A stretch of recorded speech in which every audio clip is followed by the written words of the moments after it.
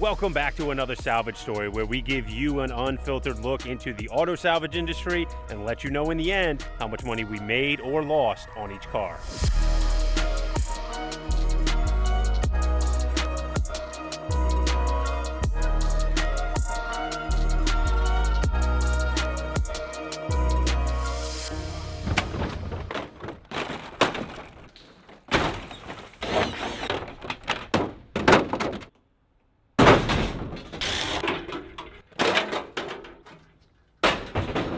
I have affectionately got to calling this particular Mopar the big game Hellcat, and that is because I literally bought it while the Super Bowl was being played.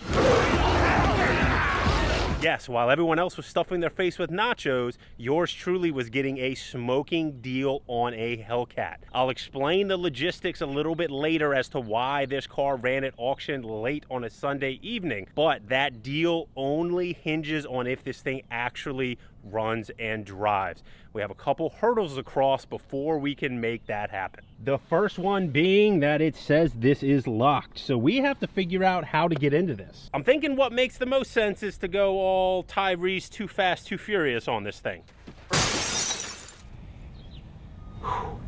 You actually checked the door handle, right?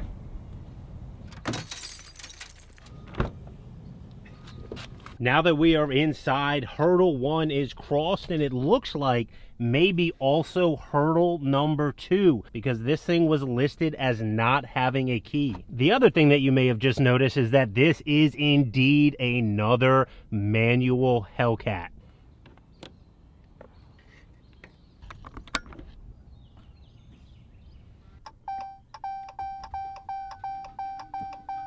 All right.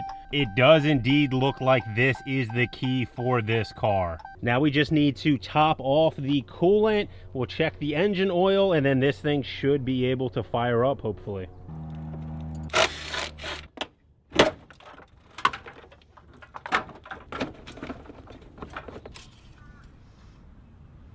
Looks pretty good to me.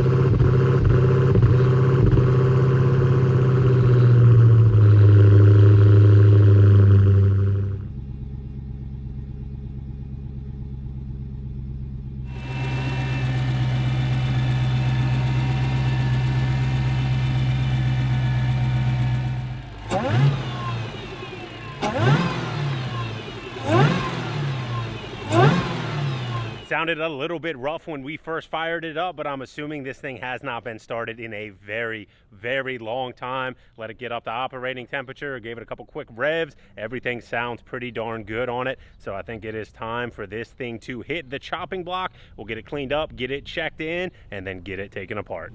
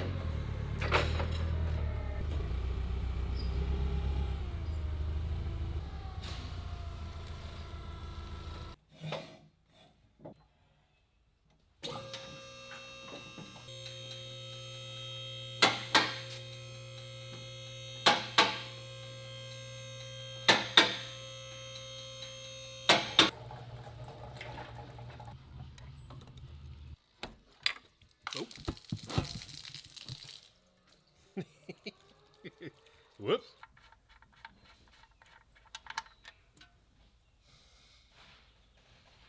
Looking good.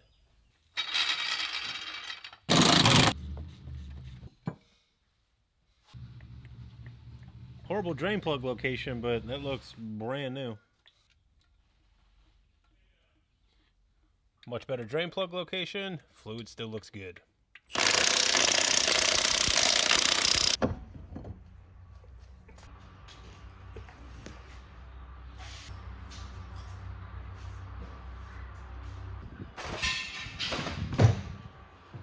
One thing that I've always found cool about these Mopars are these giant 6-piston calipers that come standard on the Hellcats. But we also see them somewhat regularly optioned on Scat Pack 392s.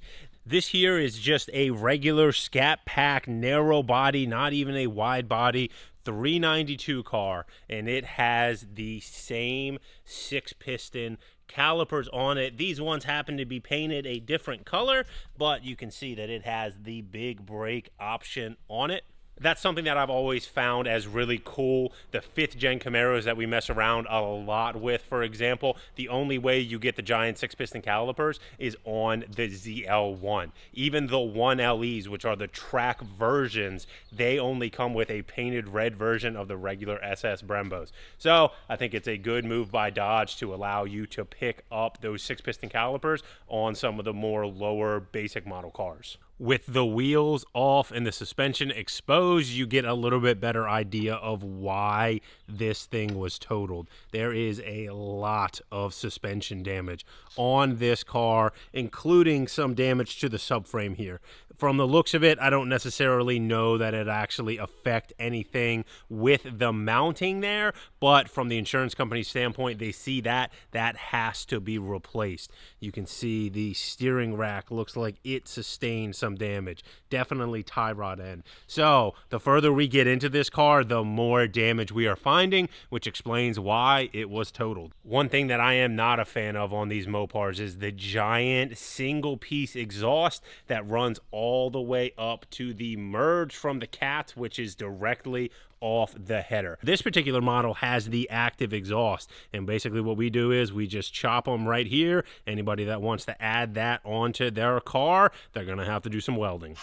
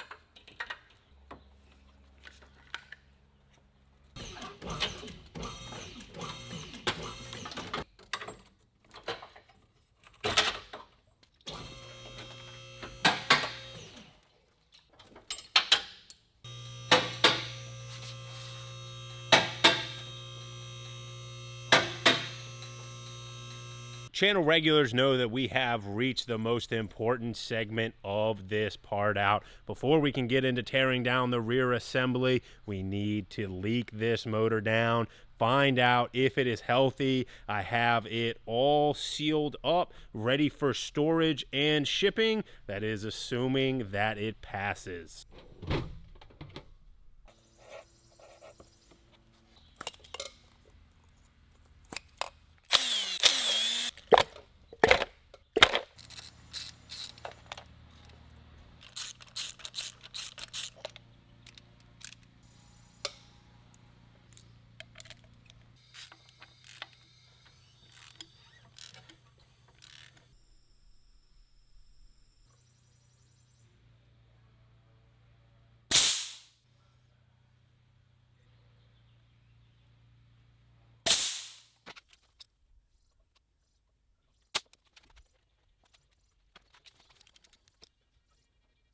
A good, strong, healthy leak down from this Hellcat, which is exactly what we wanted to see. I still have to break down the rear subframe, get a couple other things out of the car. We'll get this motor onto a pallet and up to the photo department for Fernando to do his thing.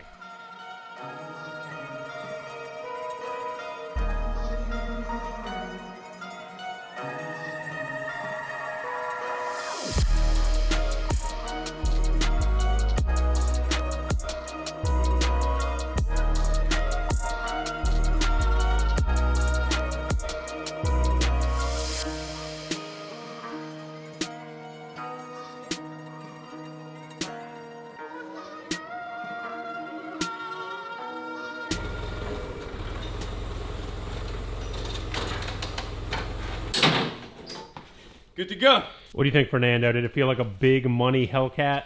I don't want to say big money, but definitely a little bit more money because it was manual. Other than that, was pretty like Hellcat parts. Nothing special. Felt like the same as usual, huh? Yeah, basically. Well, it's time to find out. The price breakdown. I brought in Mr. Mopar himself to do the audits. No, I'm not going with that name. I know I have a Mopar. No, just no. Carry on. The numbers, and then first I am going to explain to you guys, as I said earlier in the video, why this car ran on Super Bowl Sunday. On IAA's website, they have what's called a timed auction. If you think of it kind of like an eBay auction where it has a set end time. The only caveat is that it's only posted for 1 day. It's not some 7-day auction or anything like that. Literally in the morning, it will post up that it runs at timed auction. Here on the East Coast, they normally end at either almost 9 o'clock or almost 10 o'clock. It's usually weird times like 9:54 or something like that. So unless you log on that day, you're not gonna see that that car is running on a timed auction. This car just happened to run on a Sunday night. I don't think IAA much cares about Super Bowl Sunday. It just happened to be a really, really big coincidence. I was literally watching that awful halftime show, bidding on this Hellcat.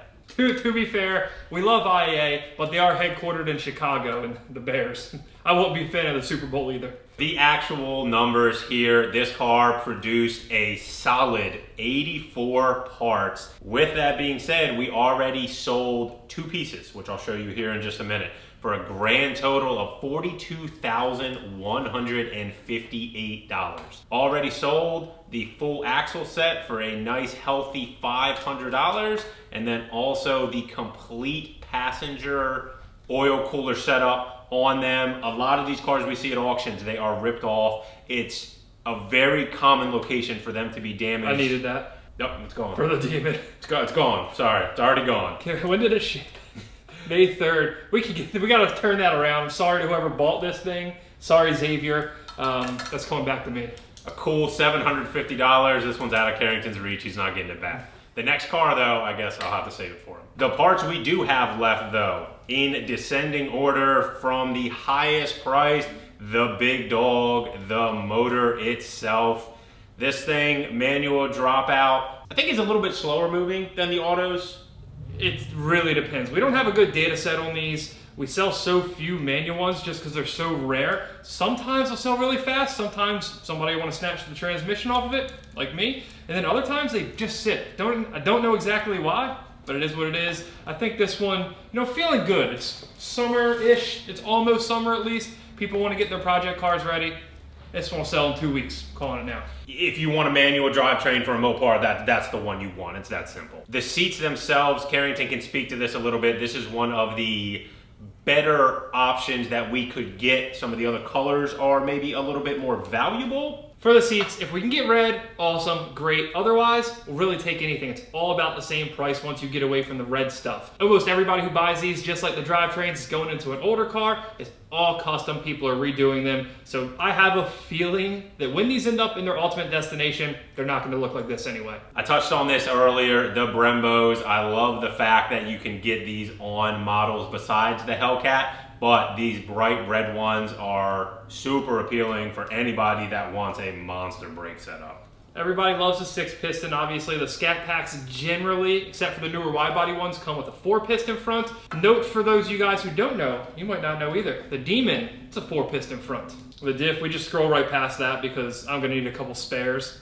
So I think we just hold on to the manual diffs, stockpile them because I'm not going to be kind to them, so just keep it moving. The wheels here, we did get a full set of wheels. 2 of them were not 100% true, but they're definitely usable. They will balance out. Carrington's not going to want them though because they are not Demon wheels. The last Hellcat that we did has been a long time now, but that car was very rough. It produced a lot less parts for a lot less value.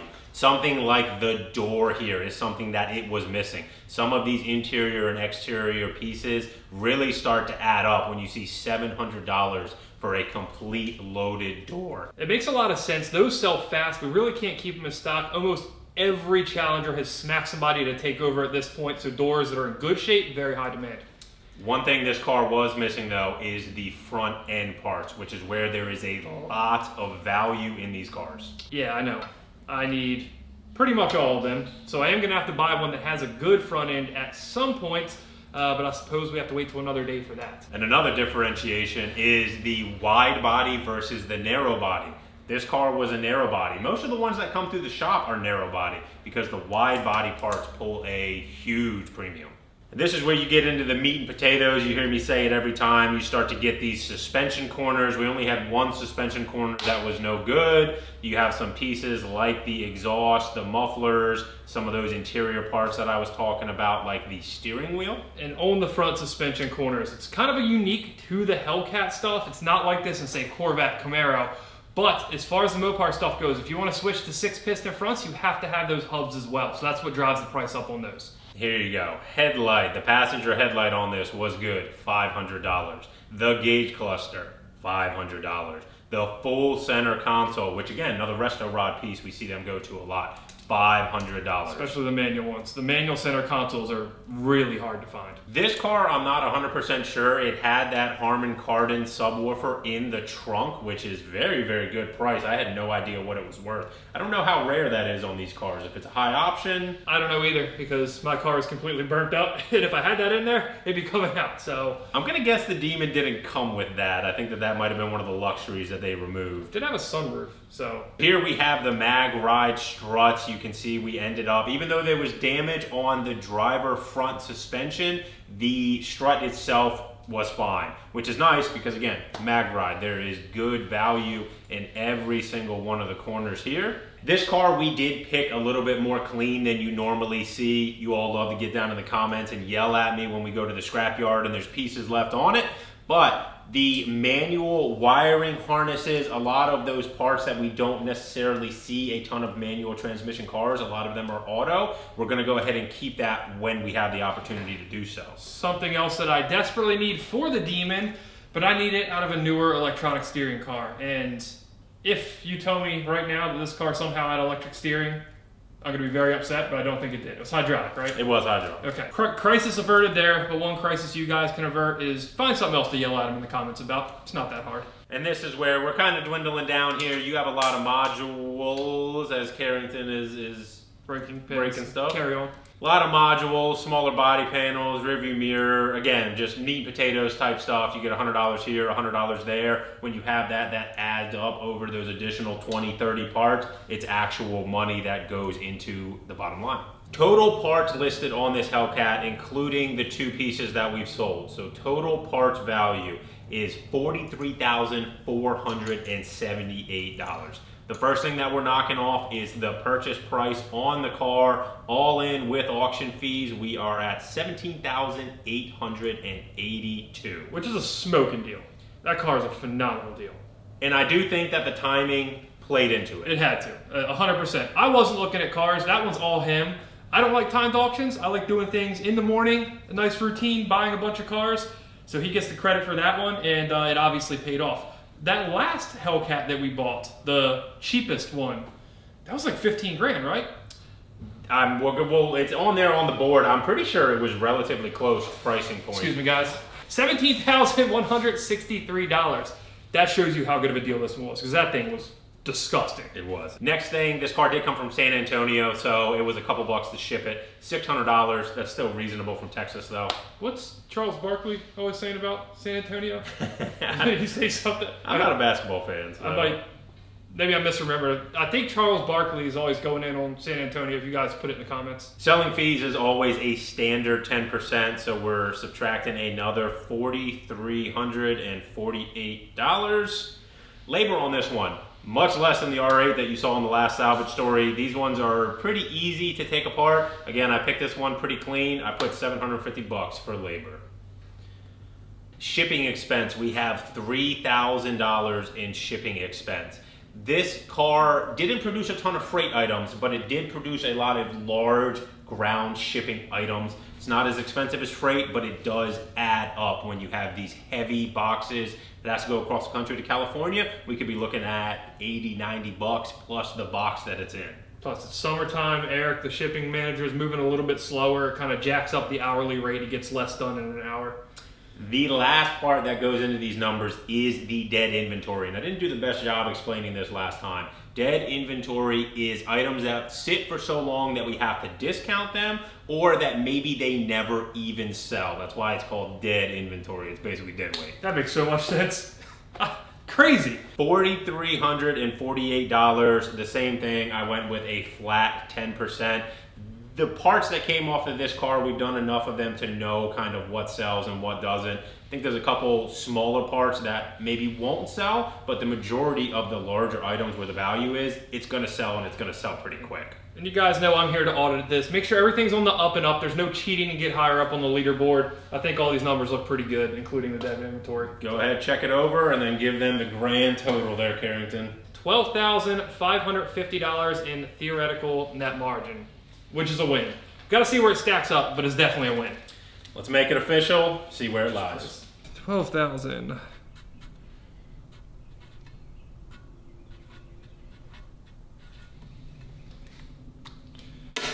I thought that this car was going to be a good one when I bought it. I didn't maybe necessarily think it was going to be that high, but I will certainly take it. That was a good video. Not a lot of you guys watched it, but you should go back and watch it now as it gets moved to the loser board. I swear my only goal is to knock this thing off. I don't want a Subaru BRZ on here. It is coming down. It's only going to take 2 more non-big baller division cars to make that happen. Every time I see that, I think of that. So we need to do something about that. But number 2, still can't beat the Mustang, which is quite annoying actually. But hey, we made a bunch of money. Dalt seemingly had no problem getting it apart. Everything went smooth, so I mean, that's a big win. I can assume you agree. I do agree. I think the biggest takeaway, I understand that this video is about the Mopars, but look at this. We don't even have a vet in the winners division right now. Carrington was upset last time that the big baller division wasn't all Porsches, and I have to be honest that I'm a little bit upset that we don't have a Corvette on the board there. I think it's going to be my priority to go ahead and try and get a vet that's going to get onto the board here. I already have one. I'm working on it as we speak. So I completely forgot about that car. Literally completely forgot about that car. And actually, that's a really, really good car. So there you go. Carrington read my mind. He already took care of it in advance. And along the lines of that big baller division, I think he's got a Porsche coming in too that is going to maybe make a run for that. It could. And I will just cut the speculation right now. The vet that I have, it's probably not going to end up here. It's pretty raggedy. You guys will see what I'm talking about shortly. I think that's a net win for all the viewers out there because that means more salvage stories mixed in with all the other content. I know the first comment down there is what's going on with the Demon. I promise you, Carrington is working on it. We know you guys want to see Demon content. I'm getting to the Demon, guys. I had to finish the Porsche. The ZR1 is coming, I promise. We're going racing this weekend up at Race Motive, and then it is back to work here in the shop. Again, plenty of fun stuff coming up. Thank you everybody for tuning in. We appreciate the support as always, and we'll see you in the next video. It's something that adds up pretty quickly. Get out of here, Eric. Sorry, you just have to walk through anyway. I'll take my pen back. Oh, damn it. I'm gonna have to do outtakes at this point, yeah. Go! 17,106. There goes the chair again. Just now you gotta fix it, just roll with it. I messed up the second letter.